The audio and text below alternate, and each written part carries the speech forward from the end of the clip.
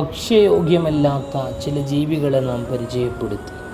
അപ്പോൾ എന്താണ് ഭക്ഷിക്കാൻ പറ്റിയ ഒരുപാട് ജീവികളുണ്ട്. അതിലേതാനും ചില ജീവികളെ നമുക്കിപ്പോൾ പരിചയപ്പെടാം.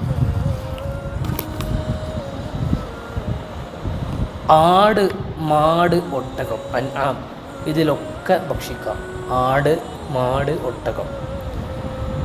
മാട് എന്ന് പറഞ്ഞാൽ പശുവർഗം അല്ലേ? അതിൻ്റെ വർഗത്തിലുള്ള എല്ലാ സാധനവും നമുക്ക് ഭക്ഷിക്കാം. ആടും ഒരുപാട് തരമുണ്ട്, ഒട്ടകവും ഒരുപാട് തരമുണ്ട്. അതൊക്കെ ഏത് തരത്തിൽപ്പെട്ടതാണെങ്കിലും നമുക്ക് ഭക്ഷിക്കാം.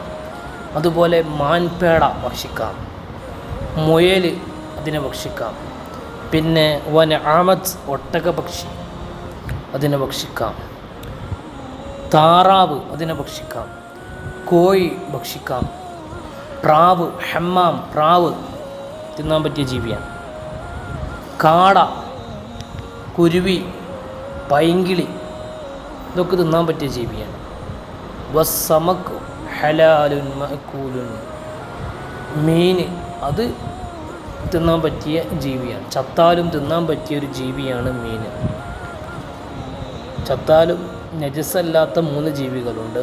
ഒന്ന് മനുഷ്യൻ, മറ്റൊന്ന് മീൻ, മറ്റൊന്ന് വെട്ടുകിളി.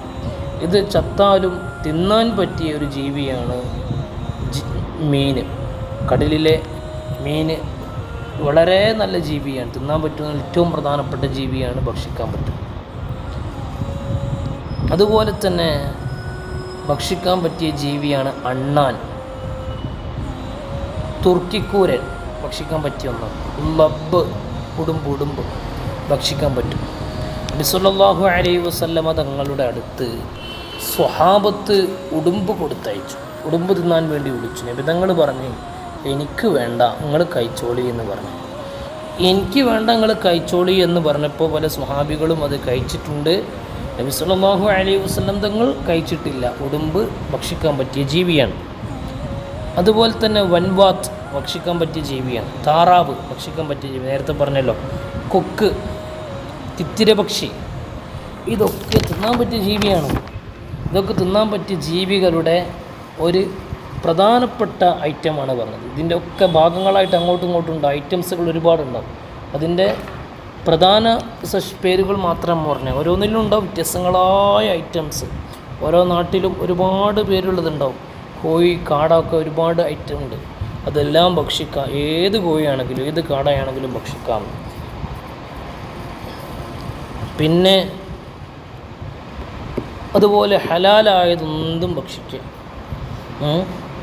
ഹലാലല്ലാത്തതൊന്നും ഭക്ഷിച്ചുകൂടാ. എന്തിനാണ് ഞാനിതൊക്കെ പറഞ്ഞത്? അള്ളാഹുവിൻ്റെ പൊരുത്തം കിട്ടാൻ ഹലാലായത് മാത്രം ഭക്ഷിക്കണം, ഹറാമായത് ഭക്ഷിച്ചുകൂടാ.